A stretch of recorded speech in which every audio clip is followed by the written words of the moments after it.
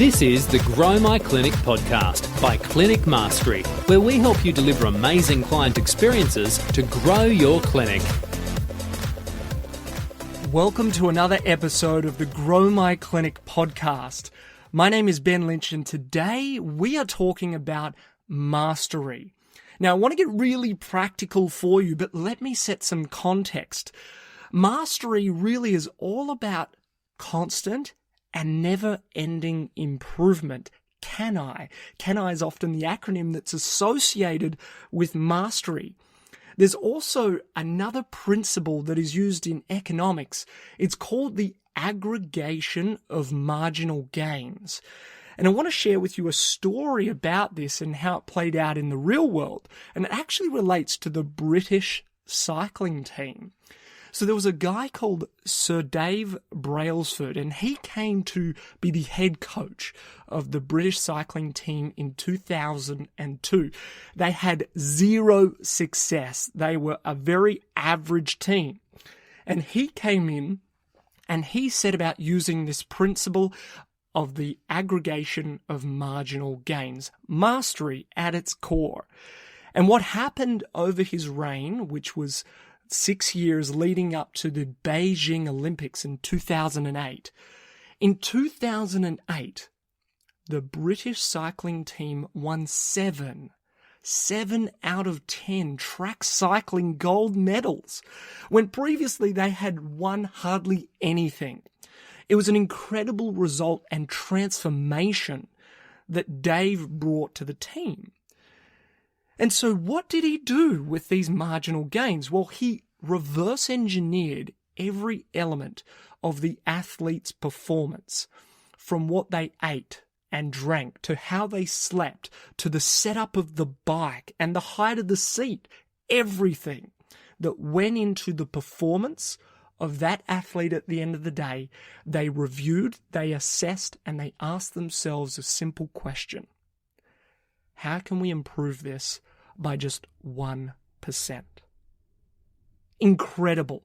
And the compounding effect of asking a simple question like that is a transformation in the output. Now, that took him 6 years. You might be thinking, that's way too long. I need answers right now. Yes, you do. I'm sure you do. But I'm also sure you're not in business for 5 minutes. And if there's a story we've heard time and time again, it's of the clinic owner that's faced with burnout, trying to do it all at once or just do it all themselves. What if we changed our thinking and had a bit more of a strategic approach over our 12 to 24 months from today and looked at every area of our business and asked ourselves, how could we improve this by 1%? You see, the reality is often you'll be looking at modifications that are 10, 20, 30, 50% better. But by asking that question, it really just forces you to think of what's a simple change that I can do right now or in the coming weeks or months. And so it makes it more manageable. So if you are feeling like, heck, I'm doing all this myself and I'm feeling that burnout, perhaps let's look at a bit more of a sustainable approach. What if we looked at modifying things by just 1% ongoing?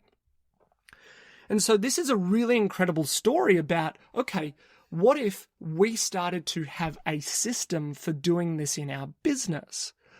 Quite commonly, business owners might do, if they're business orientated, a SWOT analysis.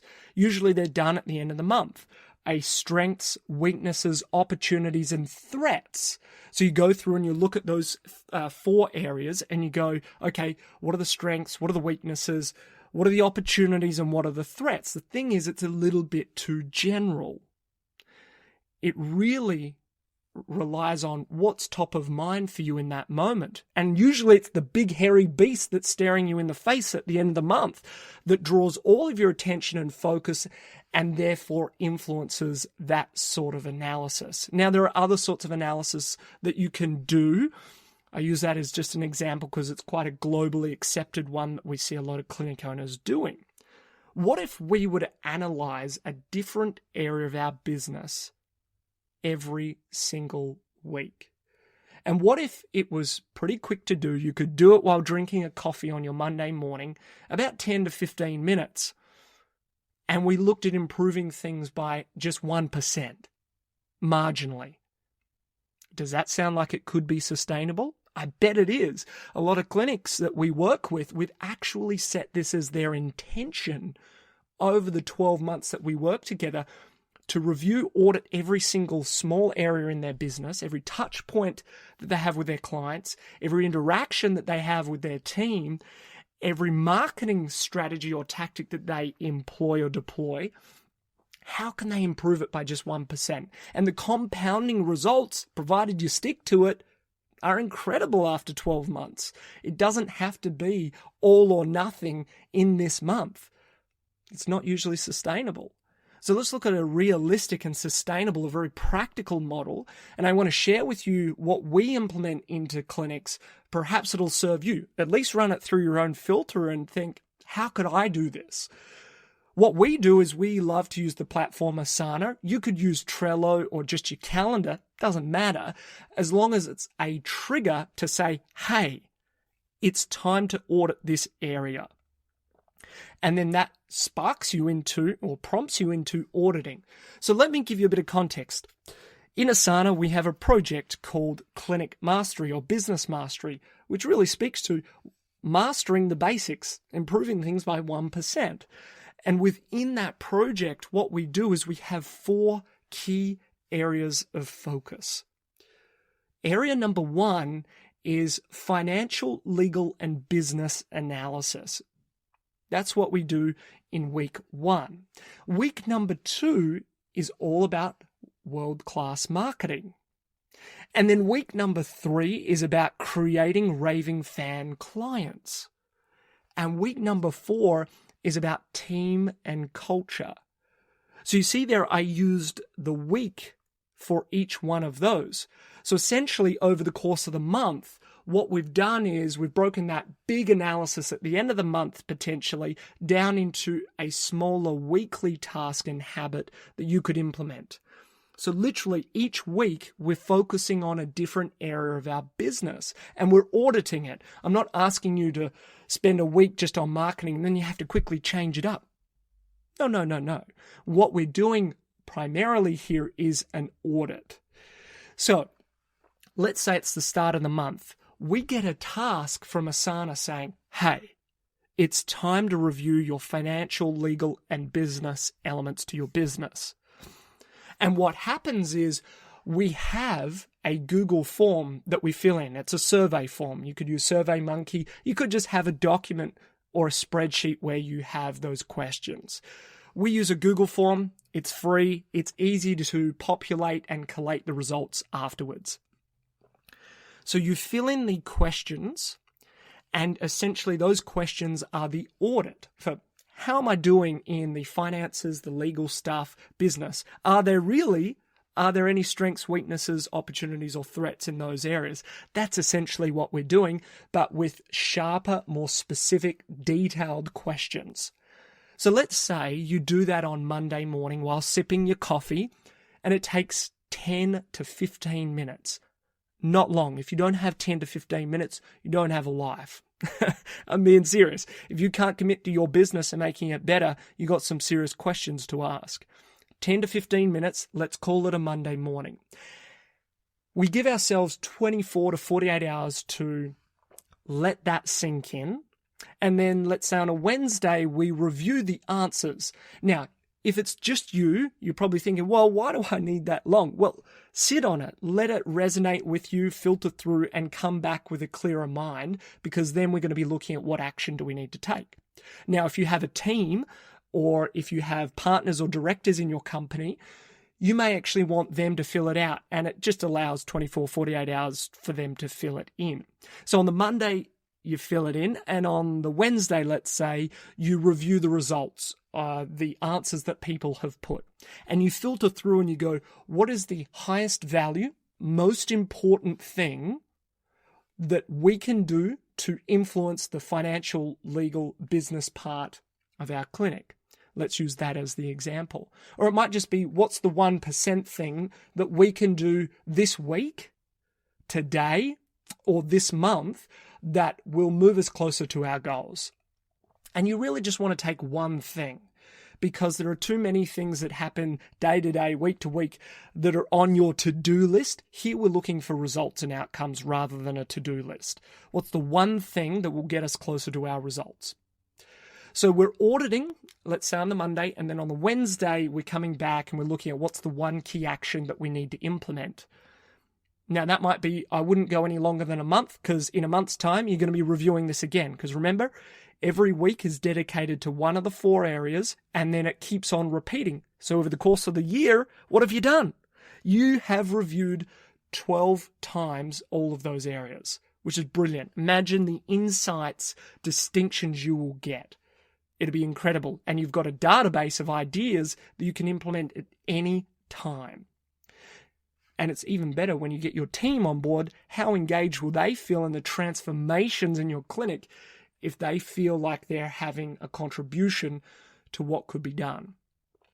So as I said, we go through finances, then we go through marketing, creating Raving Fans, and then team and culture. And so you're reviewing how can you make each of those areas better, and then deciding on one key core action for you to take to move the needle. And that is the process that we would go through. And that really is mastery at its core. You're looking for 1% gains to implement into your clinic to change and transform the way that you do things. It's certainly much more sustainable, and the perspectives you can get from everyone in your team or around you just make it even more richer. There's a 1%er here that I want to add in. You're listening to this podcast. I bet you listen to other podcasts, you watch videos, you read books, you're committed. Most health professionals are very, very good at seeking out more information.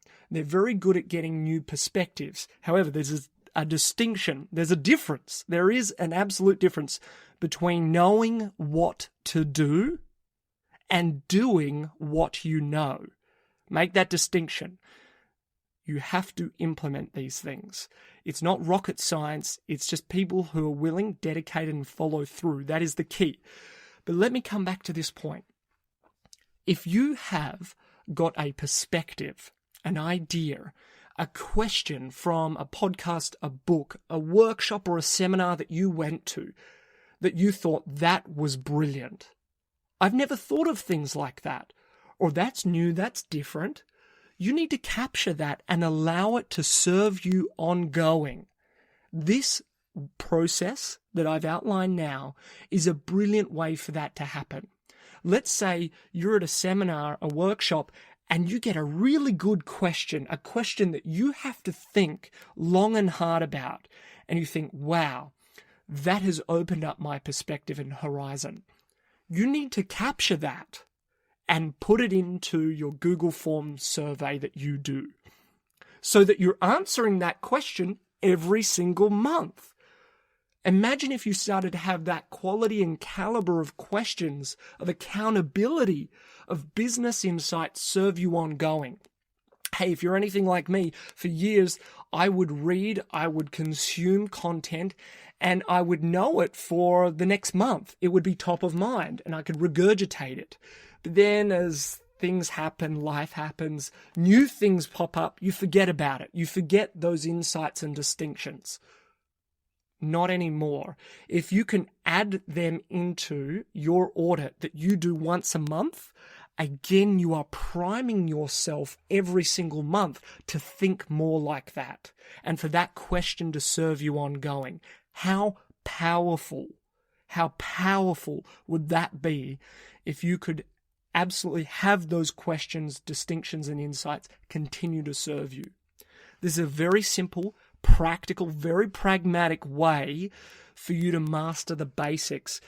Get the thinking of a quality business coach, of a quality educator, of a quality thinker to serve you ongoing.